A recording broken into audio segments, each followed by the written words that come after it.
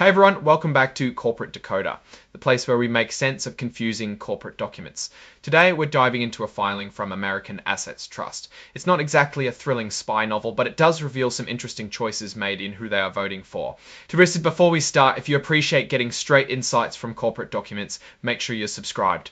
We also have a Discord community linked in the description below, where you can chat with fellow investors and decode these filings together.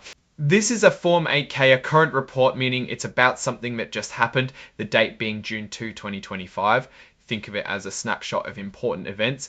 This filing is about the results of their annual meeting of stockholders where they voted on some key proposals. So it's about shareholders voting on key items. First up, the election of 5 directors. These are the people who will be guiding the company's strategy.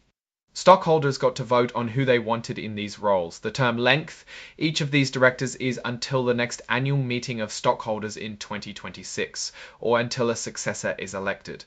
Let's look at the results. Ernest S. Rady got 63,563,063,063,064 votes, withheld. Thomas S. Olinger received 53,074 votes, withheld. Thomas S. Olinger received 53,074 votes, withheld. Thomas S. Olinger, 32 votes for and 2. Roberty, 2 votes for and 2,000.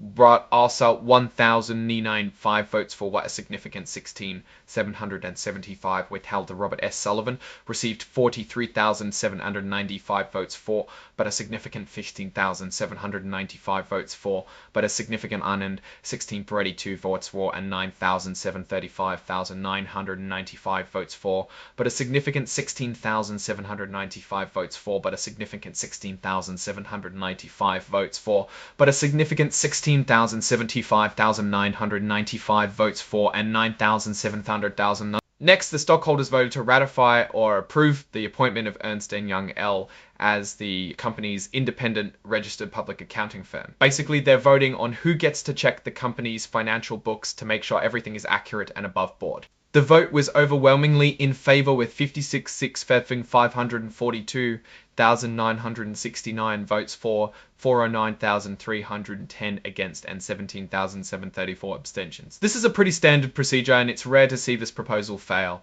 There were no broken non-votes for this proposal.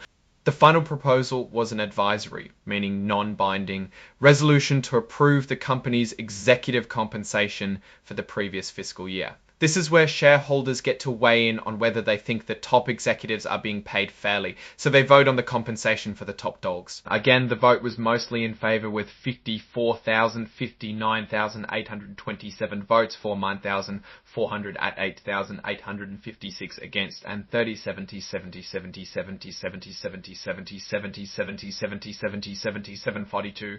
Abstifty Burchin Chief Bart Amt 778 broke a non-vote on this proposal. Even though the vote passed, a sizable number of against votes and abstentions could signal some shareholder dissatisfaction with executive pay. Now, what does all of this mean? Well, the election of directors seems pretty straightforward, with all nominees being elected. However, the number of votes withheld for some directors, particularly Joy L. Schaefer, is something to note. It could indicate some concerns or questions from shareholders about their performance or qualifications. The strong support for ratifying the accounting firm is a good sign, indicating that shareholders are comfortable with the company's financial oversight.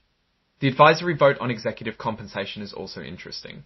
While it passed, the level of opposition and abstentions could be a signal to the company's board to reconsider their compensation practices or better explain them to shareholders. Overall, this 8K gives us a glimpse into the governance of American Assets Trust and how shareholders are engaging with the company's leadership and policies.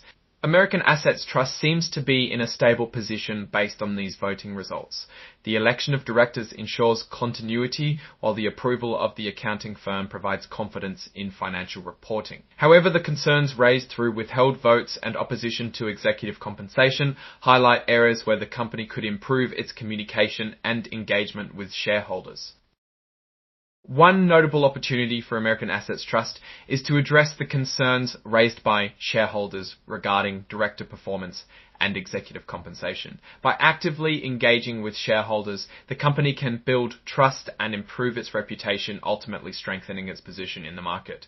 In conclusion, while this 8K might seem like a routine filing, it offers valuable insights into the company's governance and shareholder sentiment. The key takeaways are the need for improved communication and engagement with shareholders regarding director performance and executive compensation. Alright, that's our breakdown of American Assets Trust's latest filing. What's your take on these voting results and what they signal for the company's future? Drop your thoughts in the comments. If this analysis was valuable, hitting that like button really helps, and subscribe for more deep dives into the world of corporate filings. Don't forget to check out the Discord in the description where we can continue the conversation. Thanks for watching and see you next time.